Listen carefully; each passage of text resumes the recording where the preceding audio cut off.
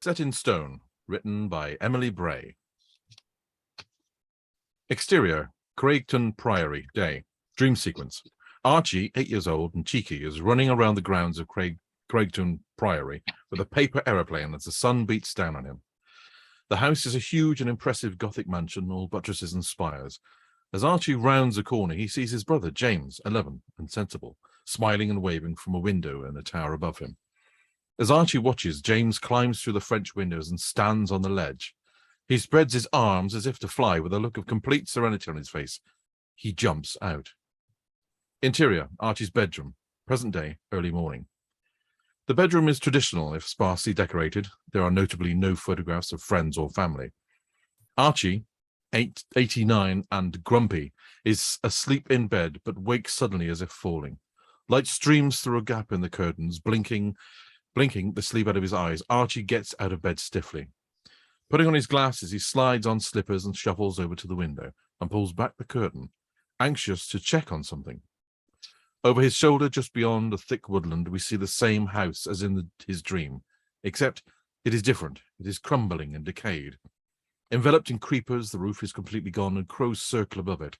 The once impressive house is being absorbed back into the landscape it once dominated. Archie breathes a sigh of relief. It is still there. Interior, Archie's kitchen, later that morning.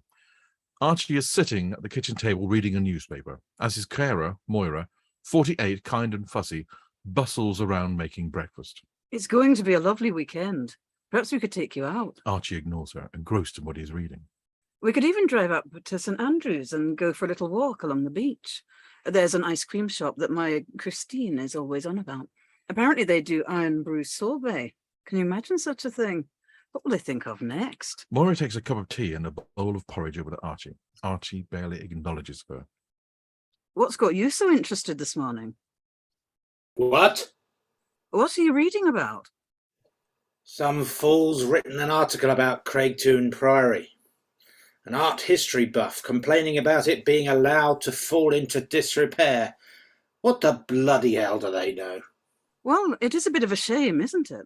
My Donald showed me pictures of it from back in the day, and it looks like a fairy tale castle. I still can't understand why you didn't want to live there. You don't know what you're talking about. I probably don't. Now, would you like some more tea? Interior, train carriage, 1947 day. Two young boys, Archie, 8, and James, 11, are sitting in a first-class train carriage. They are accompanied by Nanny, 50s and severe, who is reading a copy of The Lady magazine. Archie is excitedly looking out of the window, and James is engrossed in a book of Greek myths. Are we nearly there yet? Quite, Master Archibald. James, have you taken the cough medicine? Yes, Nanny. Right on the hour, like you said. How much longer, Nanny? Oh, another couple of hours, I should think. Ugh. Archie looks annoyed and presses his nose up against the window. He begins breathing on the glass and drawing the outline of a castle. Exterior, Coupar High Street, present day. Archie and Moira are walking up a traditional, if dour, Scottish high street.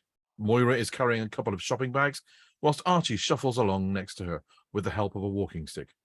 Moira consults a shopping list. All right, we've nearly got everything. I just need to pop to the butcher and then we can go home. How are you doing? Are we nearly done yet? This is bloody awful. Why do you make me go on these walks? I thought you were meant to be my carer. Oh, come on, you. Moira and Archie enter Mackie's butcher. As they open the door, a bell rings to alert the shopkeeper. Ah, Moira and Archibald, how are we? What can I do for you today? Archie stands grumpily by the door, not wanting to engage in conversation, eyes down, childlike. It feels awkward. Oh, we're good, thanks. Aren't we, Archie? We'll have a couple of those delicious sausages from last week and the lamb chops. Right you are. The butcher gets the items and Moira pays for them. Thank you. See you again next week. Moira and Archie make for the door. A pleasure as always, Archibald. Archie shoots him a furtive look as he shuffles out. Interior, Archie's sitting room, present, evening. Archie is contentedly sitting in a cosy armchair, drinking a small glass of whiskey, listening to classical music on his radio. Through a window, we can see the dark silhouette of Craigton Priory through the heavy mist. Moira pops her head through from the kitchen. You got everything you need, love.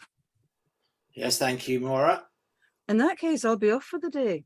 Your dinner is on the side. You just need to heat it up. Don't have too much fun. Moira leaves. Archie sits enjoying his drink and the music.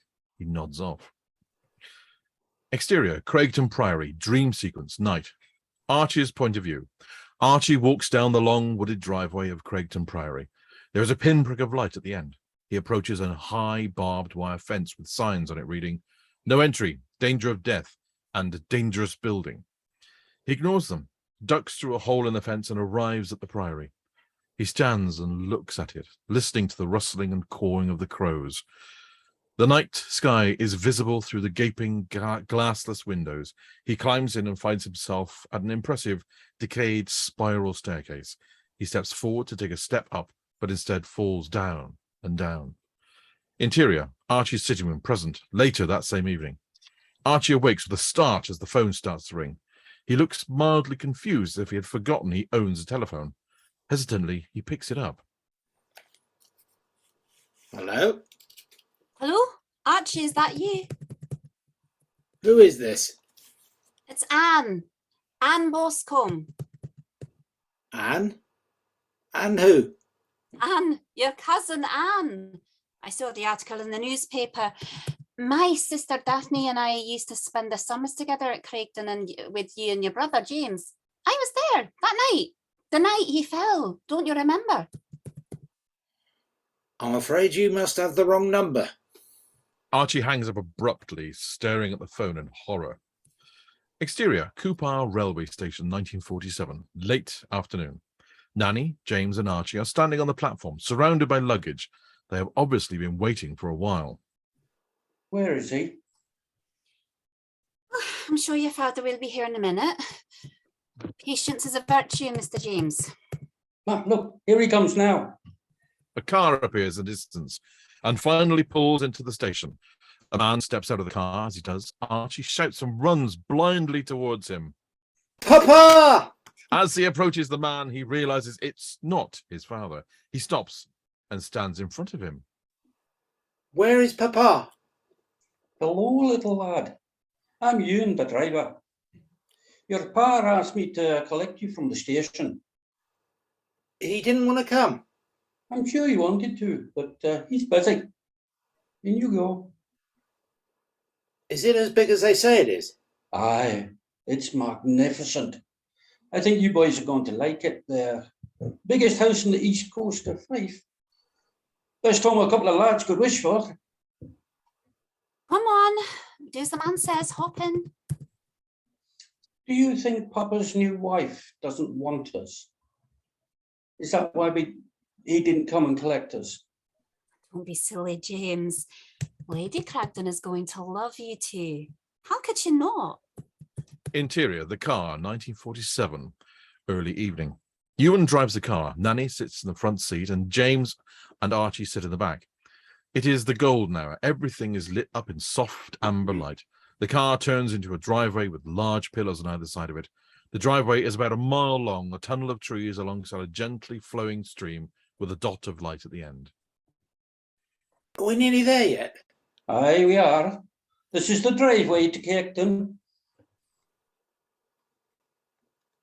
So everything here belongs to the house. That's right. Wow. Look, James, a river. We can build a dam. And who will be washing your muddy clothes afterwards, Mr. James? The car comes out of the driveway into the evening light, revealing Craigton Priory in all its glory. The yellow stone glows in the dying sun as the windows gleam like diamonds. It is huge and magnificent. Both James and Archie take a sharp intake of breath as they drink it all in. The car comes to a stop outside the front door. Lady Craigton, 35, petite, well-dressed but eccentric, is waiting for them. Ewan gets out of the car and opens the door for Nanny and James and Archie. Welcome to Craigton Priory. I'm Lady Craigton, but you can call me Mother. Pleased to meet you, Lady Craigton. Nice to meet you, ma'am. I'm Miss Sackler, but everyone calls me Nanny. But we already have a mother. Lady Craigton sweeps the boys into a hug despite their lack of enthusiasm. Ooh. Ooh. Thanks. Okay. Thoughts? Who'd like to go? John. I really enjoyed that. Strangely enough, 2 in 1 week. Yeah. Curious as to where and why, but yeah, really enjoyed it. It got the old grey matter working. That's But good. I don't think I've got anything else to say. I just really enjoyed it. That's good. Thank you. Catherine. Yeah, quite like that. I thought it was intriguing, good visuals, nicely fleshed out characters already. The dialogue separated them nicely. You could get the backbone of the characters from the dialogue, which is always good. The time was annoying, and it was explained but only halfway through, so it needs to be at the beginning as to like, oh, by the way, it's 1947. It's, oh, okay then, kind of thing. So that means I have to mathematically work out what time it is now because he's 80 something, you know. So it'd be just easier for everybody to have the dates at the beginning. But other than that, I really liked it. I thought it was interesting. I want to know what happens next. If I'm being picky, I must admit I was thrown off a little bit by the dream sequence. That came across as a bit been there, done that, kind of, this is a bit sort of cliche, but that's only going on the first 10 pages. So otherwise, I thought it was very well done. Thanks. Stewart. Similarly with the dream sequence, just to jump straight to that, I was thinking, reading or listening to that being read, was I wanted to know how old Archie was in that dream. So it didn't really say how old he was, whether he was old or whether he was a young adult, or when that was. So that needs a bit of clarification for me. Overall, it was intriguing. The bit about James standing on the window ledge and falling out the window, that really reminded me of that thing that was on recently, where it kept going back in time with the child reliving their life. And I'm sure it was that one where there was a sister who did the same thing. She sort of slipped out the window or launched out the window. So that was triggering memories of the flashbacks and going back in time for me. But I really like the sort of grumpiness of Archie, and that would be a really good character to play. But yeah, I'm intrigued to know about the house and where that was going to go and why it was now ruins, and what had happened between when he was a young lad and it was all rosy and glorious, and then and when he was 89. So I guess that's the story. So, and that's what we're going to find out. But yes, good. It was very good. Just as a quick thought, it just popped into my head with the falling from the sky thing. It might be nice to mix that with the dream sequence of the falling, but otherwise it seems a bit misplaced. But then again, this is just going on the first 10 pages. It might become more concrete. Yeah. Okay, thanks. Emma. I've got some, tiny, picky bits and pieces. Like I'm like the others, I was trying to work out, whether all the dreams are kind of set in the same time, as it were. So does he always return to this point when his brother jumped out of the window, or are they different times? And there's one point it said Archie was 8, and then another point it says it's 1947 in that memory. And I was thinking, that doesn't actually add up. And I know this is really sort of nerdy of me, but I worked it out and I thought, if he was 8 in 1947, he'd have been born in 1939 or 1938 if he hadn't had his birthday yet.